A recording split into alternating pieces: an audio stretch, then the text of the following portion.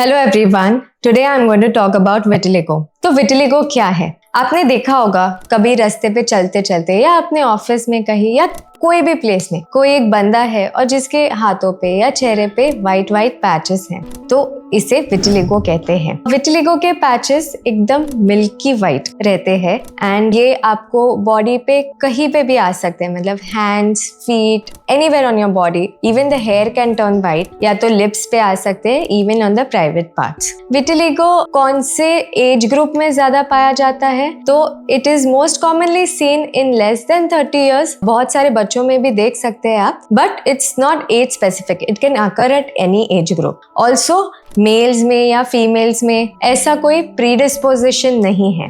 And vitiligo को हम सफेद दाग या तो कोढ़ ऐसे जानते हैं। एंड जैसे ही हम विटिलिगो ये नाम या सफेद दाग या कोढ़ सुनते हैं, तो people often get scared. Even when they come to our clinic, they are mostly in denial, they just refuse that they have vitiligo. They will give some explanation or the other कि चाय गिरी थी, कुछ तो acid गिरा था, तो उसके बाद से सफेद हो गया। They will not accept that वो अपने आप से स्किन कलर वाइट होने लगा है। Also, most importantly, few people are scared when they think about vitiligo. Why? Because in Indian population, especially what I have seen over the years, जिनको vitiligo है उनकी शादियां literally रुक जाती है। People deny to get married to people who have vitiligo. So हमें ये पूरा perception change करना है। We have to know more about this condition and it's something only skin deep. It's not affecting anything inside your body. ये बस एक autoimmune condition है। जैसे लोगों को डायबिटीज या थायराइड होता है, वैसे एक प्रकार का विटिलिगो एक स्किन कंडीशन है जिसमें ऑटो इम्यूनिटी, माने हमारे ही सेल्स जो फाइटिंग सेल्स है वो हमारे कलर प्रोड्यूसिंग सेल्स के अगेंस्ट काम करते हैं। मेलानोसाइट्स जो कलर प्रोड्यूसिंग सेल्स है उसको अगर वो डिस्ट्रक्ट करते हैं तो वो एरिया का स्किन कलर चला जाता है। तो वो हमारे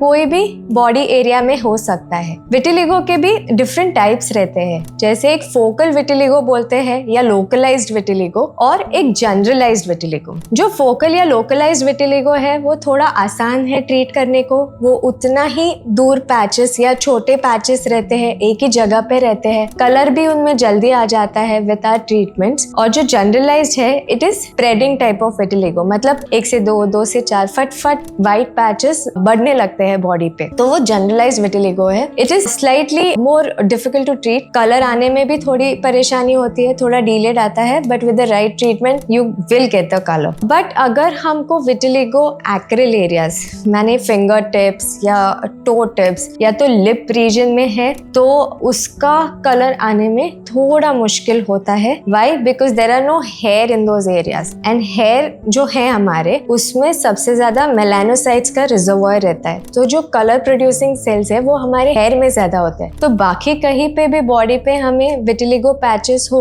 तो वो शायद जल्दी कलर डेवलप कर सकते हैं विद द ट्रीटमेंट। बट ये पैचेस जो है वो स्लाइटली थोड़े बहुत रेजिस्टेंट रहते हैं ट्रीटमेंट को, एंड उनको ठीक करना थोड़ा सा मुश्किल हो सकता है। तो ये जानकारी क्यों दे रही हूँ? क्योंकि अगर आपको थोड़ा भी 1-2 पैचेस दिखाई दे तो प्लीज आप डिले मत कीजिए अपना ट्रीटमेंट, आप तुरंत जाके एक बोर्ड सर्टिफाइड डर्मेटोलॉजिस्ट को जरूर दिखाएं। और जैसे मैंने कहा कि विटिलिगो जिनमें होता है, दे ऑफन फेस प्रॉब्लम कि उनकी शादियां नहीं होती, या they often get refusals at marriages. So why is that? Because हमें लगता है कि it is 100% hereditary. So no, it is not. अगर मुझे विटिलिगो है तो मेरे बच्चे को 100% vitiligo होगा, it's nothing like that. If I have vitiligo, then probably my child will have probably 10-15% more chance of getting vitiligo than any other normal child, and it is not a great number. So it is not completely hereditary. Also, one more myth which is very famous about vitiligo is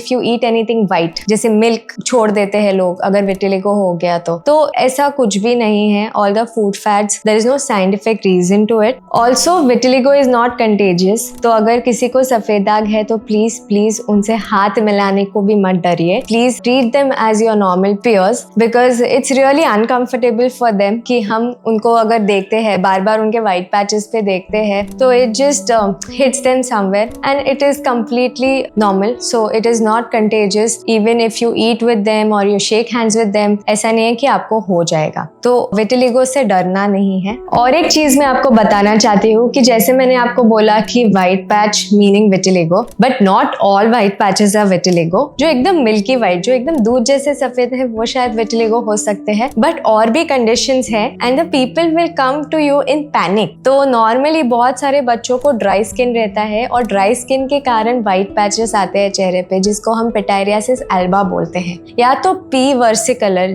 which is nothing but very superficial fungal infection of the skin. तो उसमें या तो white patches आ सकते हैं, या तो red, या तो एकदम पिगमेंटेड डार्क कलर्ड पैचेस आ सकते हैं। तीसरा एक कंडीशन है लेप्रेसी, जिसमें व्हाइट पैचेस आते हैं but those white patches are completely different. अगर उसका ट्रीटमेंट नहीं किया तो it can have adverse effects also. तो लेप्रेसी और उसमें सेंसेशंस भी चले जाते हैं। किसी किसी को सन एलर्जी होता है, उसके बाद भी व्हाइट पैचेस आ सकते हैं। तो ये सारे अलग अलग तरीके के व्हाइट पैचेस है। तो आपको अगर व्हाइट पैचेस है तो प्लीज अपने फ्रेंड्स फैमिली के से कुछ सुन के अपना खुद का ट्रीटमेंट मत कीजिए। Go and visit a dermatologist, let the dermatologist decide for you what type of white patch you have and then accordingly get yourself treated. तो अभी विटिलिगो अगर है तो उसको ट्रीट कैसे किया जाए, तो इसका कंप्लीटली डिपेंड करता है कि हमें या तो थोड़े बहुत पैचेस है या फुल बॉडी पे है। तो उसके कई सारे ट्रीटमेंट ऑप्शंस है। हम या तो ओरल मेडिसिन देते हैं, हम उनको एंटी इन्फ्लेमेटरी बोलते हैं, जो आपका इम्यूनिटी कम करने वाले मेडिसिन। तो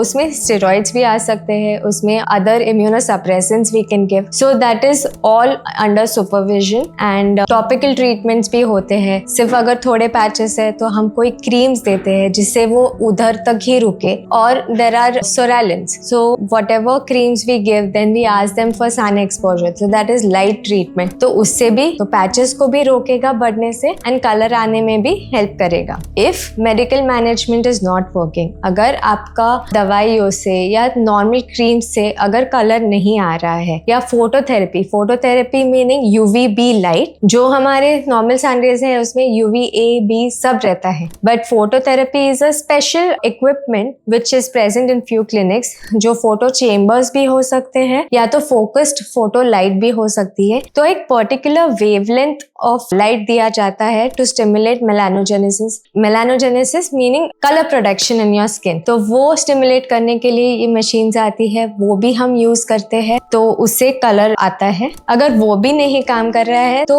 last resort is surgical treatment. In surgeries again बहुत डिफरेंट टाइप के सर्जरीज होते हैं, but don't jump to surgeries. अगर आपका पैचेस का साइज बढ़ रहा है, आपको नए पैचेस आ रहे हैं और उसमें अगर आपने सर्जरी करवाई, विटिलिगो सर्जरी, तो आपके पैचेस और भी बढ़ सकते हैं। तो कभी भी अगर आप विटिलिगो है आपको और सर्जरी करने का सोच रहे हो तो डोंट रश इनटू इट। कभी कभी हम बस बोल देते हैं डॉक्टर को, हाँ 2-3 साल से है, बड़ा नहीं है, कुछ नहीं हुआ है, आप सर्जरी करो एंड मेरा ये कलर वापस कर दो। But don't do that, don't lie. अगर आपका लीजन्स बढ़ रहा है या फिर नए लीजन्स आ रहे हैं आपको, तो अगर उस पे आप सर्जरी करोगे तो वो और ज्यादा बढ़ सकते हैं। तो 6 महीना से 1 साल तक अगर वो पैचेस वैसे के वैसे हैं और उसमें हमने सर्जरी किया, तो जो चाहिए वो रिजल्ट्स हम आपको दे सकते हैं। One more type of white patch you can see is chemical leukoderma. Now chemical leukoderma is nothing but आपको अगर सपोज आपने कोई चप्पल पहना है जिसका आपको एलर्जी हुआ, तो वो जो स्किन इरिटेशन है उसके बाद जो कलर लॉस होता है उधर का, उसको हम chemical leukoderma बोलते हैं, या तो चप्पल dermatitis. And the reason why I went in detail for this whole topic is because I have done a thesis on this and I have seen many patients of vitiligo and I have seen their plight. So it's a difficult condition to treat. It is a difficult condition for the patient, also sometimes for the doctor to treat. But where there's will, there is a way. Even famous people like Michael Jackson or the famous supermodel like Winnie Harlow, they had vitiligo. They have embraced it and gone ahead with confidence. Not all my patients are upset. Few of my patients, I have examples who are very confident of their skin in spite of having vitiligo. They have overcome the fact that this is just skin deep and it is not going to affect their confidence in any way. So please do not let vitiligo affect you in any way. If you have more questions about vitiligo, please let us know in the comments. We'll be there to help.